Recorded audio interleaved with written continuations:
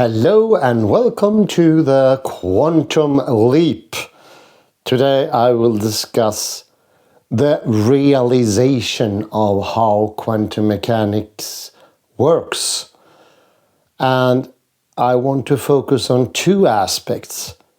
The first one being the degree of understanding, or how do you come to the understanding?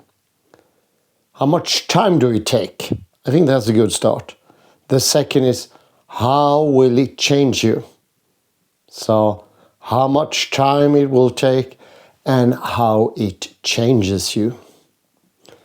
I will start with the first aspect, and it's very important to understand that there is a lot of, I don't know what to call it, but information maybe, or facts all over the place. You have them in books, you can go to a lecture, there are a frightful amount of things made on YouTube, including this one, that points into the direction of a quantum revolution or a new understanding. But what they lack is to absolutely underline that the understanding is directly instantaneous understanding. There is no gradual leap from a clockwork universe, I think that's a good term, the Newtonian classical worldview with a clock that goes and everything being linear, and going over to the quantum world where everything changes. That understanding has, by its nature, to be instantaneous. It cannot be followed with verbal thinking or questions. Questions will be of no help. Actually, they will be quite detrimental in eluding an understanding, or putting you even more at a distance to real understanding, asking this and that. No, it's not a verbalization per se. Later, when the understanding has come, then you can verbalize about it, but it will not help you or anyone else with the actual understanding. Could do loads of other stuff, but not with the understanding. That has to be instantaneous. A moment where you finally realize, for everything that you understand, so to speak, there could be a quite more complex fundament. A non-verbal, contradictory foundation that amounts to this world, so to speak. But this world is just secondary. It's not where everything is coming from. The quantum world is that world. It's from where everything else originates. Whether that be the clockwork universe or the Newtonian universe. It's a more thorough, more concise, more exacting understanding of reality. But the difference in level is enormous. It is like living in a dark cave.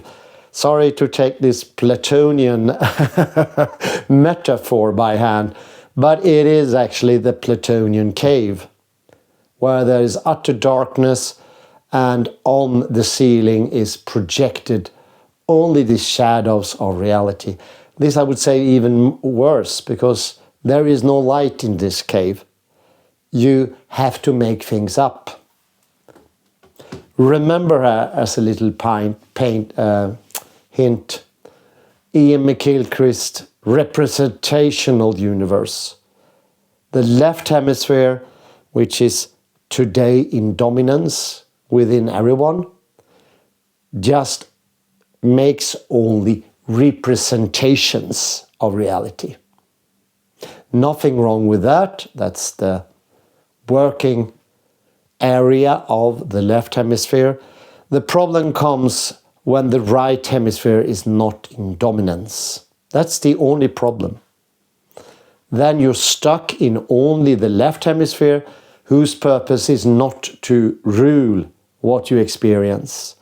It's a helping tool. It's much more simple than the right hemisphere. It's a bit like, well, your arms and legs are very important, but if you're not alive, you hear the difference. That also goes for quantum mechanics. If you don't have this understanding, you are doomed to live in a world that simply doesn't make sense. It will be a world where you make up your senses, your understanding yourself. They are invented of lesser and not accurate quality. It will be a very repetitive life. A thinking will imitate what has previously been done. This is so often coming in the course of questions. The idea, if I ask the right question, I will sort of ring in understanding. No, that can never happen. Afterwards you do that, it's this very important demarcation between before and after. I am here a bit referring to Edward de Bono's lateral thinking. At the very point of creativity, there is no pattern at all for a small second. Just a little while, there is nothing at all. But then it sort of blooms out up again, and you get explanations, long verbal lines that covers everything. These lines, these propositions have the explanatory power to show where things are going, show for others. You can also say it sort of communicates.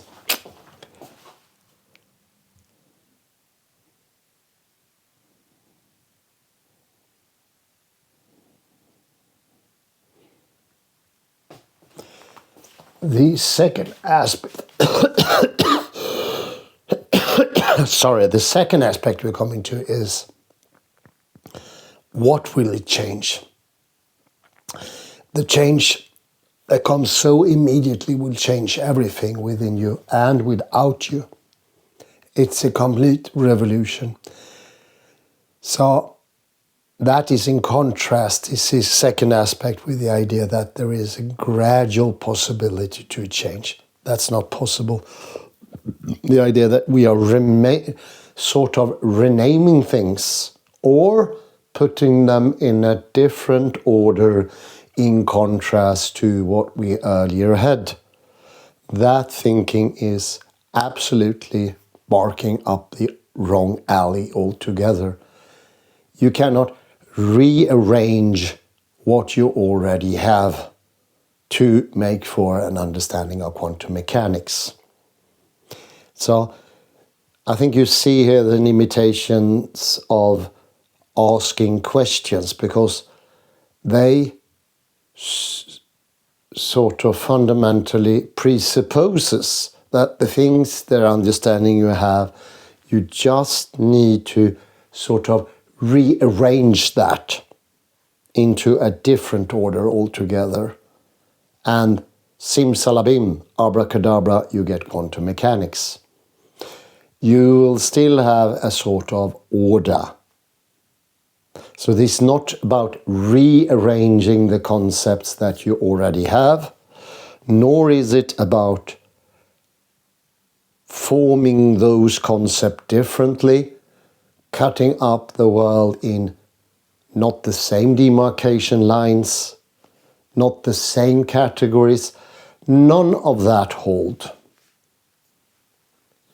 Let me, for an example, add Edward de Bono's famous example of the little playground. You can think of a quadrant bordered by wood. Inside you have sand, and a little drizzle is starting. Droplets are coming down from the sky down to the sand, and you get in heights and valleys in the sand, you get these droplets trying to get down. And in the beginning, all these drops, give me a second.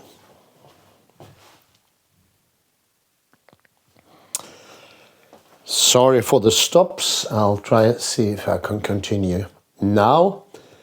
Well, we were talking about questioning, asking questions, thinking inside of your head, and trying to rearrange things, categories. And I was mentioning this playground when there is sand, and you get these indentation in the sand for each droplets coming down from a drizzle that's going on in the sky. These water droplets, in the beginning, they sort of end up everywhere, and they travel down the slopes and valleys. But after a while, when two droplets have shared path, they will form a little bit deeper indentation in the sand, and that sand will sort of carry the next droplets, and then the indentation will be larger, and more drops will sort of be gathered. It's almost like a funnel carrying things in, and in the end all things are coming into the same, which strands or lands pretty close to the now very large funnel, and will turn it into a huge river. This is how concept and definitions are naturally formed about when we go around in the world. It will happen by itself. Redefining how the funnels are sort of next to each other, which areas they cover. If we in the family of dandelions should include roses or rosebuds or orchids, this is not the sort of thing that will lead you to an understanding of quantum mechanics. Rearranging the stuff will still be linear, and that's the wrong path to take. And you are not even sort of covering ground here or making yourself come closer to the understanding. It's actually, and listen now, it is actually the very reverse. The more you do this, the more you randomly have a look-see at your mobile or your iPad, looking at some YouTube clip, reading another book about this marvelous stuff, that will not put you closer to the understanding. It will actually put space in between the understanding and yourself. It's the absolute wrong way of go about the things. What was deepening me understanding for this was going back once more after all these years. I think it was like 6 or 7 years at the very beginning of this channel. My God, that takes me far back, that we were discussing Edward de Bono. You don't have to go back to have a look-see, but it is important to get a little bit feel, and this you can actually grasp. This is something that is not part of the immediate process. It's more about how the process could go about. But Edward de Bono is mentioning lateral thinking. Lateral thinking is not within the linear, is not definitions or categories. It is something that changes thinking itself. Going back to the funnels and the rivers and the streams, it's not about having rivers, streams or funnels. It is about having them at all for a second. They need to be there, but there also needs to be a pause. So you have all these systems, you have all your definitions, and then you have a little pause. How about calling that pause a wedge? So you need to put a wedge, wait a little bit, give yourself some time, breathing time, and then everything is anew. It is in this tiny, weeny little space that all the understanding comes. Because the understanding is before and after. Listen now, both before and after, and I would say even during even, but put that into quotation marks. So it's happening on the side. And lateral thinking, its meaning is side entrance, lateral, on the side. So that could actually progress simultaneous as other thinking. But it is more fundamental. Not in the idea that it is derived from in the strict logical sense. So you can, by thinking carefully, doing stepwise thinking, adding the domino tiles in another fashion, you can go back. No. It is foundational in a much more profound way. A way, for instance, that does not take the usual demarcation zone of subject-object as foundational. Helpful in this understanding has been talks with a friend who's constantly going back to the idea of there being a subject. So everything needs to be drizzled down to an understanding subject, and the subject's understanding is what is supposed to be changed. But what I was thinking, and this happened yesterday only, on a walk in a snowy landscape that we have here in Sweden currently, I realized, isn't it so that all that thinking brings you back to the same old way of doing things? Not that that is bad, definitely not something we shouldn't do. I hear often people mistranslate understanding coming from the East. You should not think, or don't define, or don't make categories or things. So don't be prejudiced. All those are mistranslations that lead you from what should be understood. It's not about that at all. Not at all. Concepts, definitions are not our enemy. Getting rid of them will sort of help me. It's not even a simplification, it's just absolutely wrong. It doesn't really lead you anywhere. It's a bit like saying, how long is a piece of string? It's nonsensical, which is worse than wrong. I need to take a little sip here.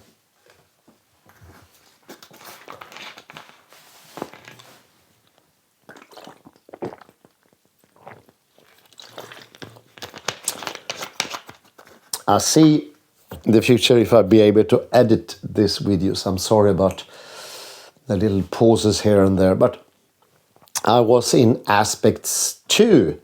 This is, how does it change everything? How does it change you? Well, it changes everything internally and externally, and everything remains the same. That's the very short thing. To give you a hint, once you understand that everything you see around you, but also everything that you think, that is you, that all that is stemming from something that is more fundamental.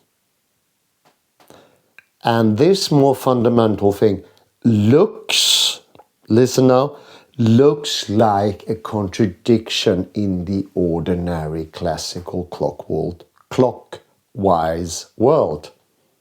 It looks like a contradiction. And this contradiction is the koan, or whatever you like, that leads you to the understanding. Never ever forget that the particle and the wave are the two most contradictory things in the universe. They do not add together to a unified reality. And someone might say, hey, didn't we just look for a unified reality? Well, it is more profound, this reality. Therefore, it's of a completely different nature at its basis. That doesn't mean it is different in upmake within the classical work. It could actually be quite the same.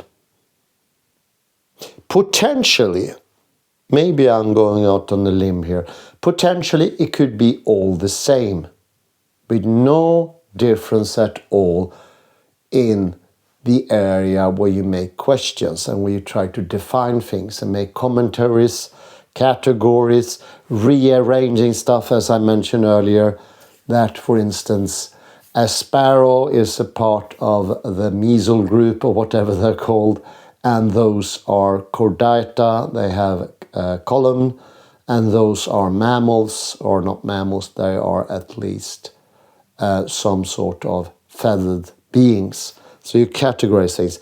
It's not about that at all. It is not how you categorize things. It's not about subgroups and overgroups. Maybe a good hint, it's not about, for instance, Bertrand Russell tried to find out what is a category, what is a property. He said the property red is the group of all things red. And then he come into great discussion with Gottlob Frege, the German logician. No, it's not at all happening in that area. Although it will affect that area as well. It is happening in all areas simultaneously. Sorry for sounding a bit mystical. It's nothing mystical, is it, to it, or is it? Well, it could be. Could be, because it changes you so profoundly, so intensely. You become intensified. This is what I have felt. Everything becomes clear, stronger, perceptions grew. You feel more alive. It feels a bit more what you said previously, exactly the same things do now mean more. That could also be a hint. It's exactly the same things. Nothing needs to be changed, but they mean more now. They are much truer. And you letting go of this idea that there is a certain content to language. It's very important exactly what you say or something to that effect. No, it is more to what you mean by it. You do not have to worry. I think there is a constant worrying as long as you stay within the classical world. Did I propose that correctly? Is that ordered correctly? Should I have put it differently? Should my actions been arranged in a certain order?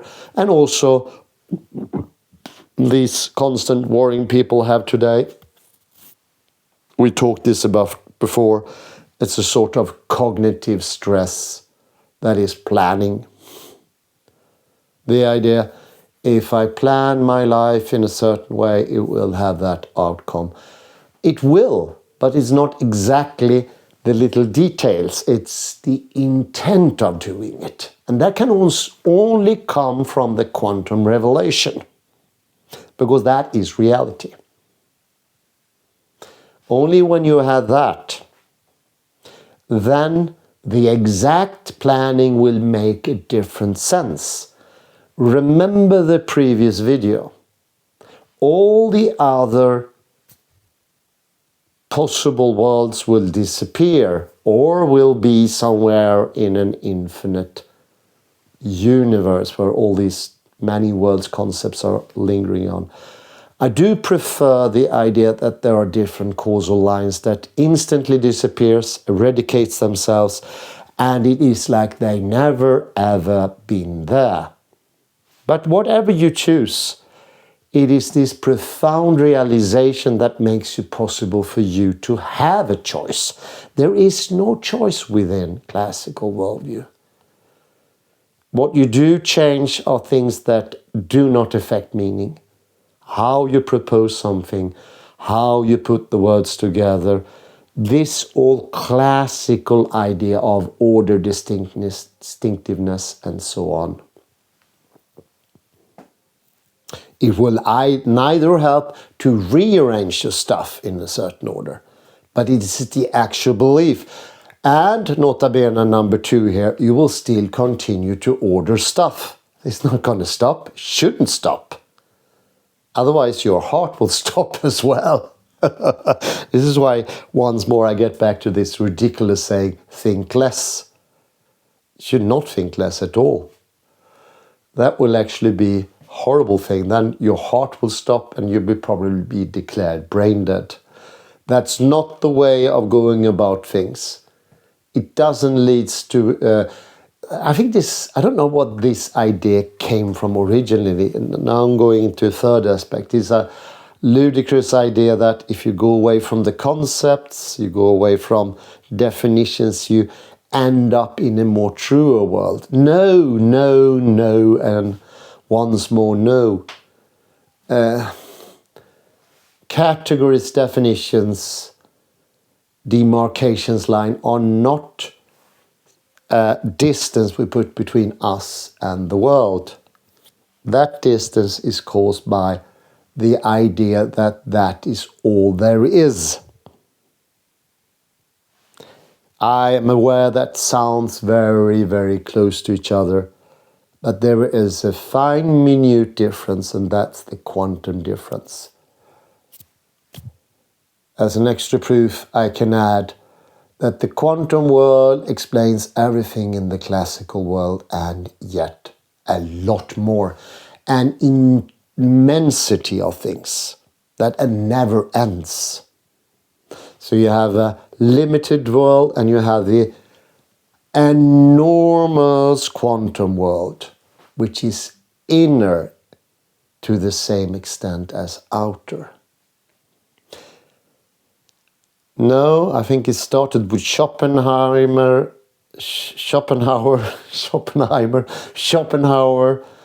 and people like Alan Watts, such people, drunkards, developed this even more. This idea it's a bit like Rousseau. The natural people, they don't think, they don't categorize. Categories are part and parcel of the problem. No.